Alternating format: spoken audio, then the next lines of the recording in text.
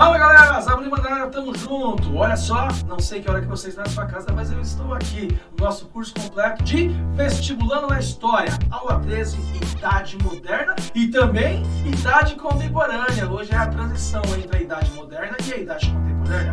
Revolução Burguesa, parte 3, ou seja, Revolução Francesa e Era Napoleônica. Vem comigo que a gente sabe das coisas. Vamos nessa, roda a vinheta!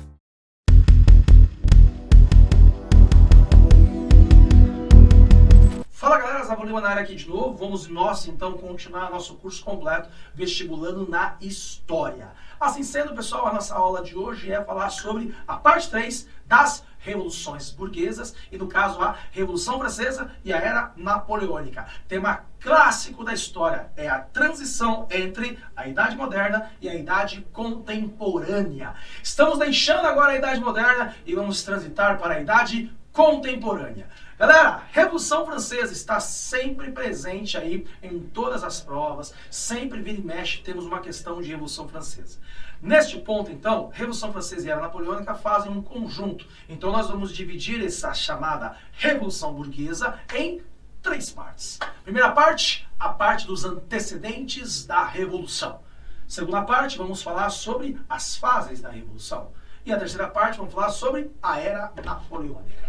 Nesse ponto, então, temos a lógica de que, para você pensar esta grande revolução burguesa chamada Revolução Francesa, entenda que no século XVIII o movimento do iluminismo iluminava a cabeça dos europeus. Isso chegou, obviamente, numa estrutura praticamente hegemônica na Europa. Então não dava mais para sustentar o absolutismo, o antigo regime. É na Revolução Francesa, pessoal, que você tem um chute, um deixa para lá no absolutismo de maneira quase totalmente definitiva. Mas vai ser temporariamente definitiva, depois volta, mas com seus dias contados. Aí é a nossa aula de revoluções do século XIX. Nesse ponto, pessoal, Revolução Francesa, você então pensa nos seus antecedentes. Ao pensar nos antecedentes, você grava então a ideia de que a França estava vivendo o seu antigo regime. Um regime monárquico extremamente forte nas mãos de um rei. E nesse ponto, então, pessoal, a dinastia dos Bourbon governava a França desde 1589. Agora estamos aqui nas vésperas da Revolução Francesa, em 1789. Luís XVI é o rei que estava nas vésperas da Revolução Francesa, governando a França. Uma França em crise econômica. Uma França em uma grande, imensa desigualdade social. O sistema absolutista francês era o mais absurdo da Europa. Mais de 90% da população francesa era camponesa.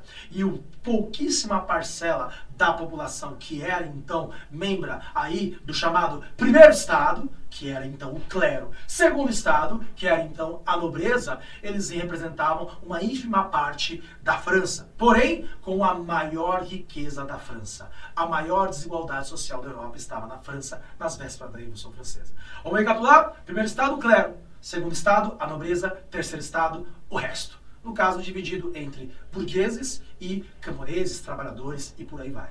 Nesse ponto, pessoal, a França estava em crise econômica, muito em parte pelos gastos absurdos da sua nobreza e também pelas guerras que ela se envolveu durante a Idade Moderna. A França, então, foi derrotada na Guerra dos 7 Anos contra a Inglaterra. E também a França participou da independência dos Estados Unidos, onde então gastou dinheiro pra caramba e não conseguiu nada. Só viu a independência dos Estados Unidos e gastou dinheiro nisso aí, certo? Nós estamos, então, pessoal, com um rei fraco, que era, no caso, o Luís XVI. E nesse ponto, então, pessoal, o rei não sabia mais o que fazer com essas grandes mudanças que vinham acontecendo na França.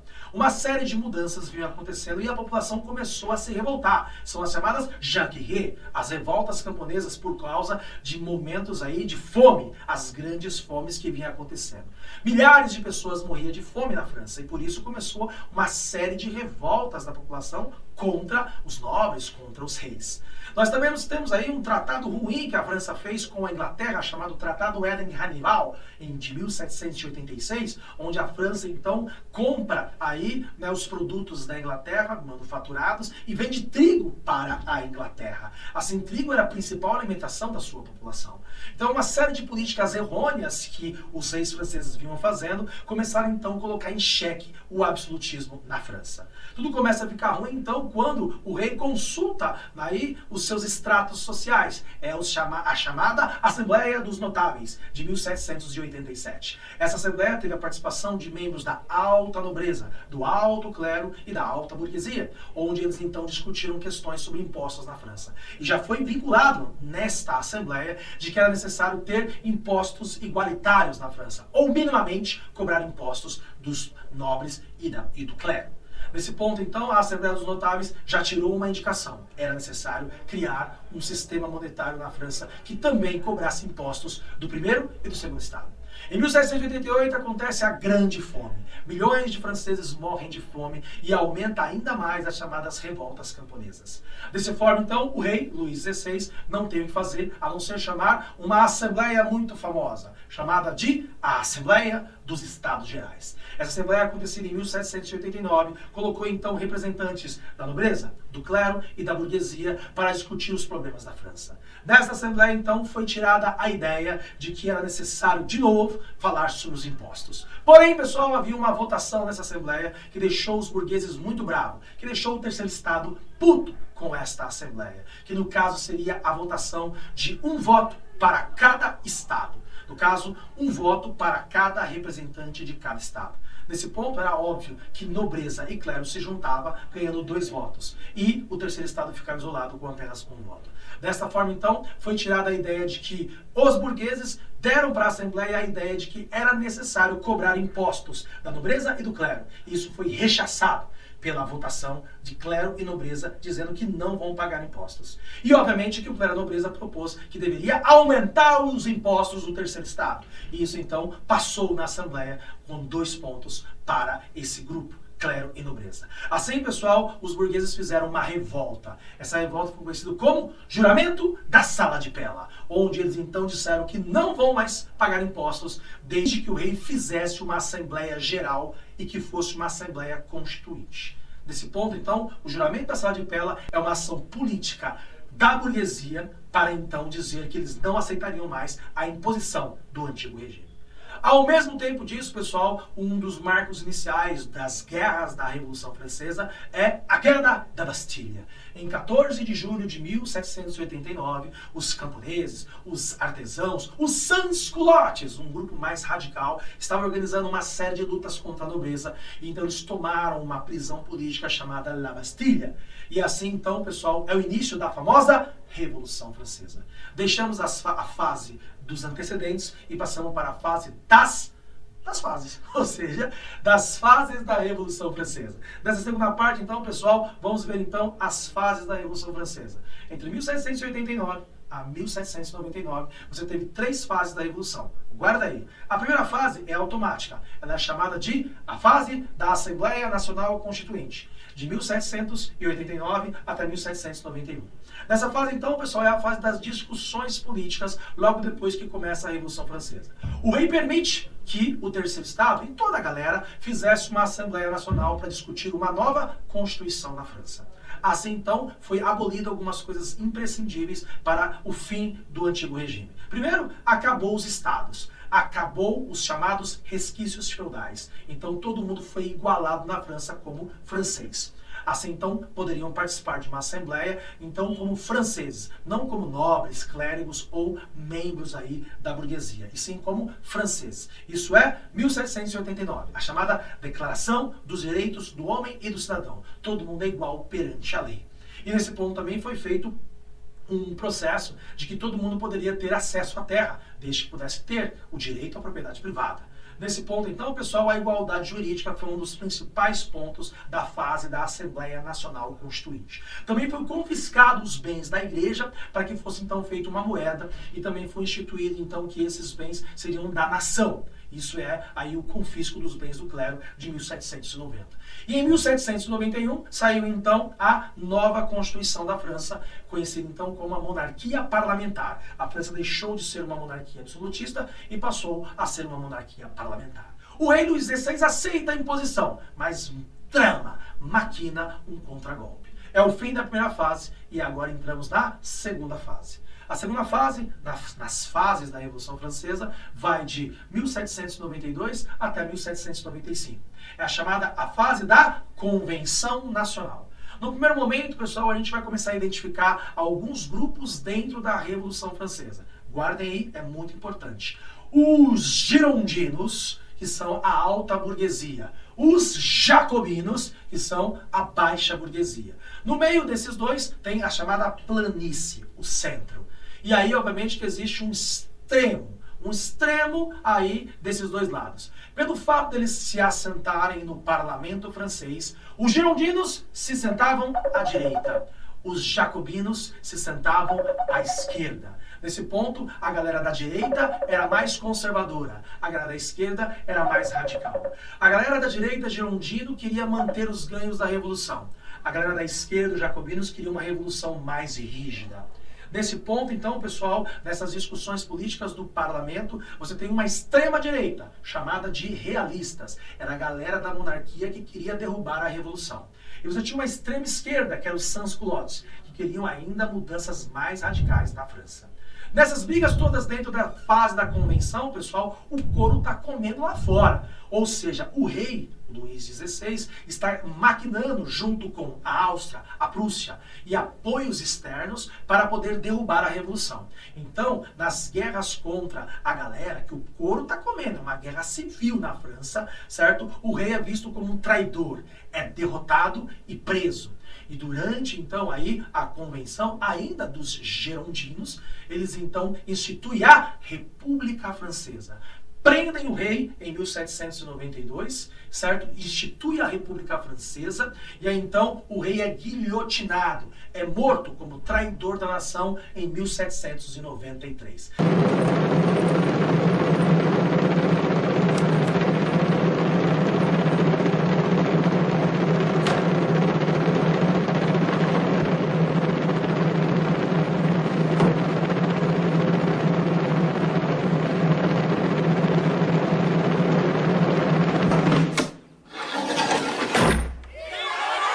Ele e sua mulher, a Maria Antonieta. Assim sendo, pessoal, nós temos a ideia de que a revolução começa a ficar cada vez mais radical. E aí os girondinos, que dominaram um pouco a convenção, eles são afastados do poder, porque eles não querem tantas mudanças. E aí a galera mais de baixo, principalmente os camponeses e os caras que apoiavam os jacobinos, eles perceberam que os girondinos queriam apenas manter o poder. E aí, então os jacobinos tomam o poder e a partir de 1793, começa a Convenção dos Jacobinos. É conhecido como a famosa fala, a fase do terror. A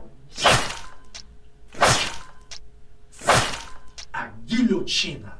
A guilhotina comeu solta na fase dos jacobinos. Nesse momento, então, pessoal, todo aquele que era contra a revolução era, então, chamado de contra-revolucionário e era mandado para um julgamento, e nesse julgamento ele poderia ser guilhotinado. Então, centenas, milhares de pessoas foram mortas e presas, vistas como traidores desta revolução.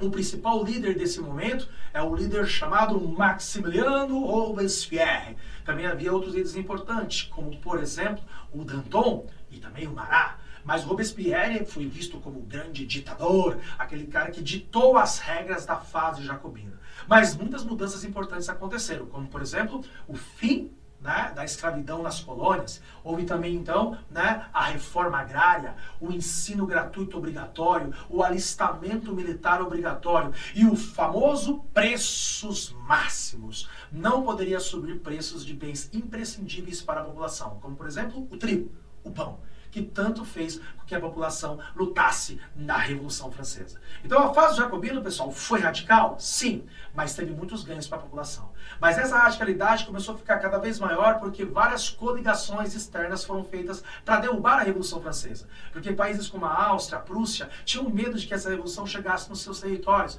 e por isso apoiaram as derrubadas da fase revolucionária. Mas é na fase dos jacobinos, pessoal, que um personagem começa a surgir. Esse personagem é Napoleão Bonaparte. O então sargento do exército, Napoleão Bonaparte, está vencendo uma série de batalhas durante a fase dos jacobinos. Tá? Pela radicalidade da fase e também a galera querendo o fim dessas guerras, o Robespierre é visto como um grande ditador. Ele domina o Comitê de Salvação Pública. E ele então, pessoal, era visto como um cara muito arbitrário. Ele até mandou e determinou a morte do seu amigo, o Robert Danton. O Danton então é mandado para a guilhotina. O Marat foi assassinado.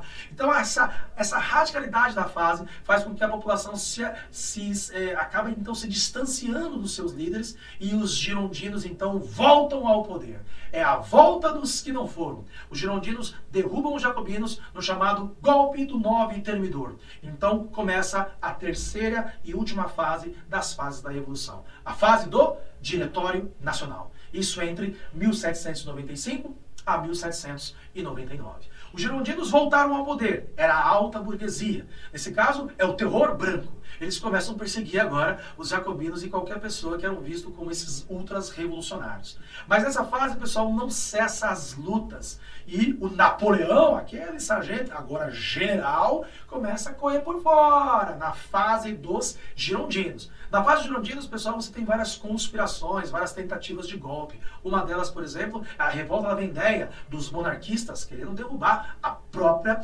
fase dos girondinos. E também você tem a chamada conspiração dos iguais, de Graco Babeuf. Ele também era um ultra-esquerdista, no caso aí, ele era um líder dos sans-culottes, que tentou também derrubar os girondinos. Nesse ponto, pessoal, a população, de novo, ainda não consegue ver fim nessas guerras e começa aos poucos se aproximar do líder do exército, Napoleão Bonaparte. E também, pessoal, a burguesia começa a se divergir, todo mundo está cansado de tantas guerras. Os girondinos são acusados de monopolizar o poder, os girondinos são acusados de corrupção e de só olhar para o lado deles. Então os caras não estavam vendo mais sentido na revolução com os girondinos. Então uma parte da burguesia e a própria população apoia o golpe do 18 de Brumário. O golpe de 18 de Brumário é o golpe que coloca, então, o general do exército, que estava se tornando muito famoso por uma série de vitórias, estava, então, afastando o medo da população de ver o domínio externo na França. Então, estava vencendo a Áustria, estava vencendo a Prússia, estava também derrotando e tendo vitórias sobre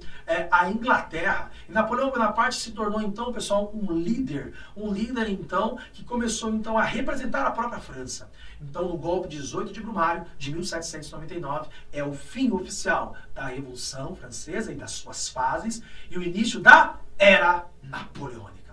A Era Napoleônica, pessoal, então a gente fecha a fase da Revolução, já fechamos a Idade Moderna, já estamos na Idade Contemporânea com um tema chamado Napoleão Bonaparte. Então, Napoleão Bonaparte, pessoal, é um fruto da Revolução Francesa. Napoleão Bonaparte é a Revolução Francesa, só que de uma maneira conservadora. Neste ponto, então, nós fechamos as fases das transformações da Revolução Francesa e passamos para a fase da consolidação da França com esse ícone chamado Napoleão Bonaparte. Para você entender bem Napoleão Bonaparte, você divide ele em duas partes. A fase do consulado e a fase do império. Napoleão inteiro tem entre 1799, com o golpe 18 de Brumário, e o 1815, com sua prisão e mandado para a prisão lá na ilha de Elba. Vamos chegar nisso. Nesse ponto, então, vamos pensar duas fases de Napoleão Bonaparte. Napoleão, consulado, entre 1799 a 1804. Nessa fase, pessoal, você marca aí, é marcado como uma fase da consolidação política. Napoleão agora, depois de tantas guerras, ninguém aguentava mais guerra, queria ver um governo um pouco mais consolidado. Napoleão consegue, ele tem a força do exército, ele é um nacionalista, ele é apoiado pela burguesia e também pela população, ele quebra essa ideia de direita e esquerda e ele passa a governar para uma França. Ele se torna, então, um nacionalista. Assim, Napoleão passa a ser, então, um governante. Ele começa a fazer uma série de questões. Uma das principais questões era o medo que a população mais pobre e também o medo que os jacobinos tinham de perder os ganhos da Revolução. Napoleão mantém os ganhos. É o chamado Código Civil Napoleônico, ou o Código Civil Francês, onde ele garante o direito de igualdade jurídica e ele também contempla os girondinos, quando ele garante o direito de propriedade privada e também proíbe as greves. E também é um cara um pouquinho conservador. Então Napoleão agrada girondinos, jacobinos, população, porque ele mantém o Código Civil Napoleônico e a igualdade jurídica. Ponto para Napoleão. Outro ponto, pessoal, é que ele mantém o alistamento militar, ele organiza o exército, ele então faz a reforma educacional, ele promove a educação gratuita para todos, ele também então começa a gerar emprego, fazer obras públicas, ele começa a tentar reconstruir a França, ele é um grande estadista e todo mundo começa a gostar dele. Ele também faz um acordo com a igreja tinha sido escorraçada na Revolução Francesa e muitos franceses eram católicos. O Napoleão permite que a igreja volte para a França na chamada concordata com a igreja, mas não devolve os bens para ela, só permite que a igreja volte. E aí então Napoleão, pessoal, começa a ser querido pelos os antigos monarquistas, ele passa a ser querido pelos burgueses, pela própria população, ele começa a gerar emprego, ele começa a reformar a França, ele faz uma reforma administrativa, é o grande cônsul Napoleão. Por isso que ele, esperto, usa a sua popularidade e lança um plebiscito. Um não, dois plebiscitos. O de 1802, que atesta ele como cônsul vitalício. Ele governaria até a sua morte. Olha que espertinho. E em 1804, ele lança o plebiscito do Império. O que é plebiscito, professor? Plebiscito é uma consulta popular. Em 1804, Napoleão vira o imperador da França. Napoleão vai governar na sua segunda fase, de 1804, direto até 1814. Essa fase do Império Napoleônico é a fase das guerras! Todo mundo queria saber das guerras napoleônicas, né? Entre 1804 a 1814, Napoleão vai bagunçar a Europa. É o grande inimigo das monarquias. Bom, Napoleão agora vira um imperador fortíssimo. E para continuar o crescimento econômico que a França vinha tendo na fase do consulado, principalmente os investimentos na industrialização, ele precisava de terra e de mercado consumidor. Então ele vai investir na guerra, aproveitando o seu imenso exército, o maior exército da França. Assim ele vai ocupando territórios e vai derrotando uma série de inimigos e derrubando as monarquias. Tem dois halls de inimigos de Napoleão durante a fase do Império. Um é as monarquias absolutistas, por exemplo, Áustria, Prússia e Rússia. E o outro grupo, no caso um grupo só, era a Inglaterra, que era o inimigo econômico. A Inglaterra tinha medo de que Napoleão dominasse tudo e virasse um grande protetor da burguesia francesa e a competição econômica com a Inglaterra. Então esse grupo aqui, formado por Prússia, Áustria e Rússia, com o apoio da Inglaterra, começaram a atacar a França. São as coligações contra a França. A França vai derrotando e ganhando várias vitórias, até que quando ela domina o território que hoje é a Alemanha, é o território do Sacro Império Romano Germânico, e também domina a Itália, ele então promove um acordo com os seus inimigos. É o chamado bloqueio continental.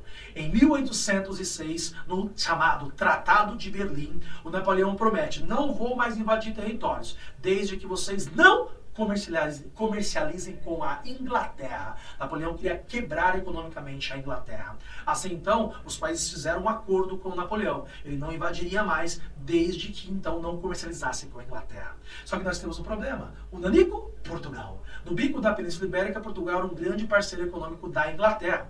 E Portugal desobedece o bloqueio continental de Napoleão. Então, Napoleão promete invadir Portugal. E para invadir Portugal, ele teve que passar pela Espanha. Ao passar pela Espanha, ele derrubou a monarquia espanhola, colocando no lugar o seu irmão José Bonaparte. Assim, então, ele chega em Portugal. E ao chegar a Portugal, ele vê navios, ou seja, os portugueses fugiram de Portugal. O príncipe regente Dom João vem para o Brasil, transfere a corte portuguesa para o Brasil e dá um olé no baixinho Napoleão, mas invocado Napoleão. Assim, pessoal, nós vamos ver essa relação das guerras napoleônicas com a independência do Brasil e a independência da América, tá? Porque ele derruba a coroa espanhola e automaticamente faz o governo português fugir de Portugal. Assim sendo, pessoal, ele retoma as guerras e a Rússia, lá no Oriente, também desobedece o bloqueio continental de Napoleão. Napoleão move suas tropas para invadir a Rússia. É a campanha da Rússia de 1812. Assim sendo, pessoal, Napoleão começa a guerrear na Rússia de novo e também, obviamente, retoma as ligas contra Napoleão porque ele voltou a ocupar territórios. A Áustria, a Prússia volta a guerrear com Napoleão e a Inglaterra sempre guerreou com Napoleão. É então que Napoleão é derrotado na campanha da Rússia. A grande derrota da campanha da Rússia faz Napoleão ficar cabisbaixo. E lá na Batalha das Nações, a Batalha de Leipzig, em 1813, Napoleão é derrotado pela a sexta coligação contra a França. E nesse ponto ele entrega o governo, ele vai para um exílio. Napoleão, então, derrotado na Batalha de Leipzig, vai para um exílio na ilha de Elba, próximo da Itália. E a França retoma o seu governo no chamada Volta da Monarquia Francesa. Isso está acontecendo, então, um congresso na Europa, chamado de Congresso de Viena. O Congresso de Viena queria discutir o mundo europeu depois das guerras napoleônicas, já que Napoleão agora se exilou e entregou o governo francês. Assim, o Congresso de Viena, um congresso conservador, é um congresso que é chamado de o Concerto da Europa. Eles queriam retomar as monarquias derrubadas por Napoleão.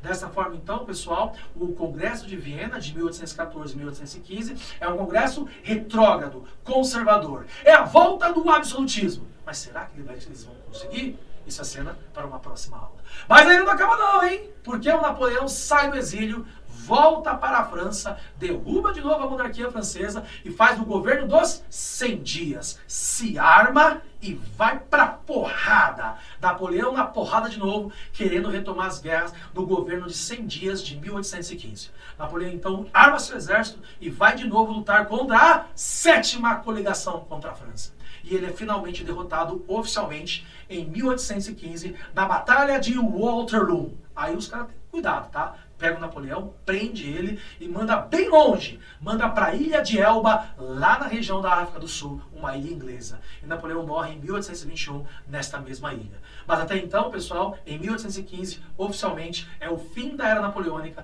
é o fim das guerras napoleônicas. O Congresso de Viena, então, tenta retomar todas as monarquias e nós temos, então, o início do século XIX e a Idade Contemporânea a partir de Napoleão Bonaparte, que fez um rebuliço na Europa. Se você gostou dessa aula, clica, compartilha, ativa o sininho para receber as notificações, compartilhe o conhecimento, pessoal. História é vida, história é o nosso canal. Thiago Lima, vestibular na História. Até mais.